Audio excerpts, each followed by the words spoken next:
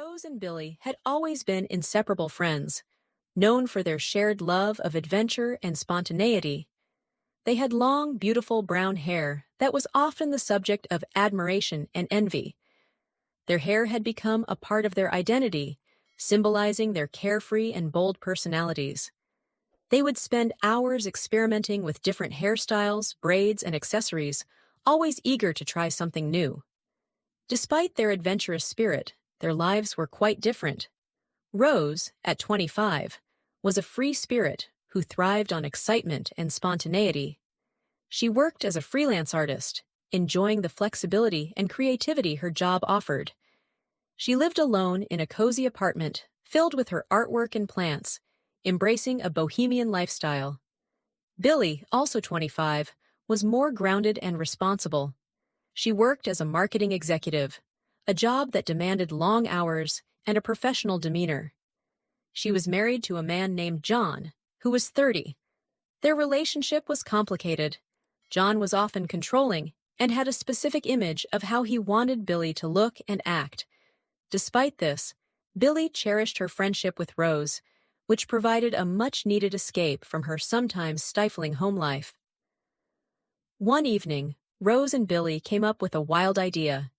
They would go live on social media and play a game where they took turns cutting each other's hair.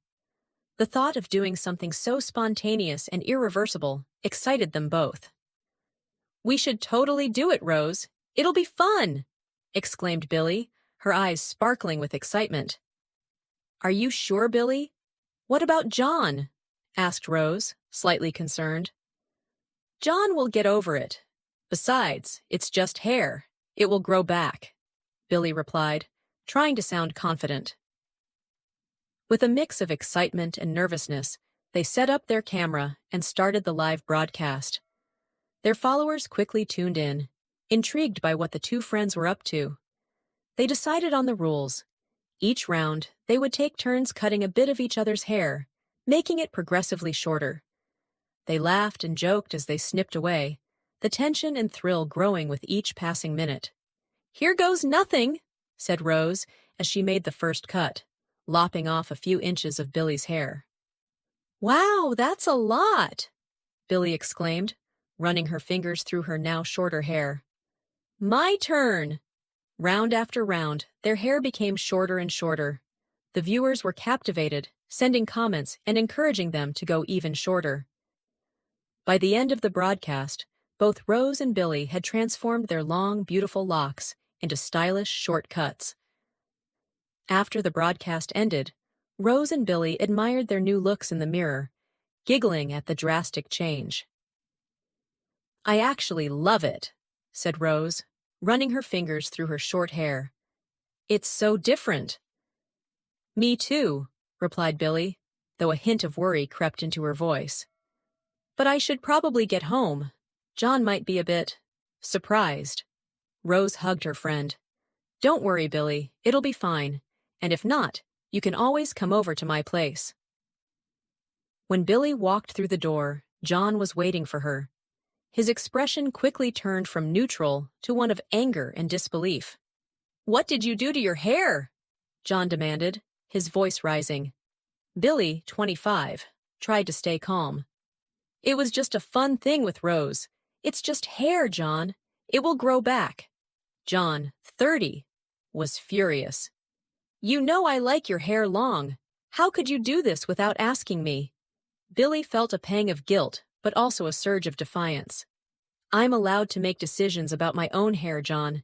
It's my hair, not yours." John's face turned red with anger. "If you want to look like this, fine, but you'll see the consequences." He stormed out of the room, leaving Billy feeling a mix of anger and fear. The next morning, John approached Billy with a strange, determined look in his eyes. He held a bottle of hair removal spray. "If you think short hair is so great, let's take it a step further," John said coldly. "Sit down." Billy's heart raced as she realized what he was about to do. "John, please don't do this." John's expression hardened. "Shave your head in front of me now. You need to understand what you did. You cut your hair yesterday, and today you will shave it all off. Go to the room, get the electric clippers, and shave your head in front of me. Billy, 25, felt tears welling up in her eyes. John, this is too much. Please don't make me do this. John, 30, was relentless. Do it, Billy, or I'll do it for you. Billy took a deep breath, trying to steady her trembling hands. She went to the room and retrieved the electric clippers. Her heart pounded as she plugged them in and stood in front of John.